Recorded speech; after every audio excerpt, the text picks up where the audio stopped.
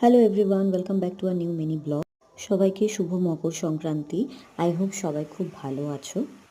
সকাল থেকে মা পিঠে বানানোর জন্য তোড়জোড় স্টার্ট করে দিয়েছিল। এখানে চাল গুঁড়োটাকে গরম জল করে ফুটন্ত গরম জলে ভিজিয়ে মা ডোটা রেডি করে রাখছিল পিঠে বানানোর, আর এদিকে আমি নারকেলের পুরটা রেডি করে নিয়েছিলাম।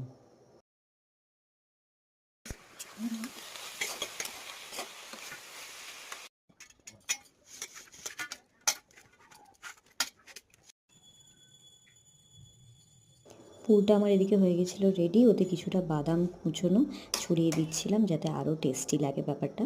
তারপর সব রেডি করে এদিকে মাসিমণি তরকারিও করে নিয়েছিল, যেটা পিঠের মধ্যে দেওয়া হবে। আমাদের বাড়িতে তরকারিরও পিঠে হয়, তোমাদের বাড়িতে হয় কিনা অবশ্যই জানিও। আর দুজনে মিলে বসে পড়েছিল পিঠেগুলো রেডি করতে। আমি ছিলাম শুধুমাত্র ভিডিওগ্রাফার, কারণ কি আমি পিঠে বানাতে একদমই পারি না। মাসিমণি যেটা যেটা বলছিল বা মা যেটা যেটা বলছিল আমি টুকটাক হেল্প করে দিচ্ছিলাম। ওই নারকেলের পিঠে একটু তরকারি পিঠে আর দুটো চপ পিঠে।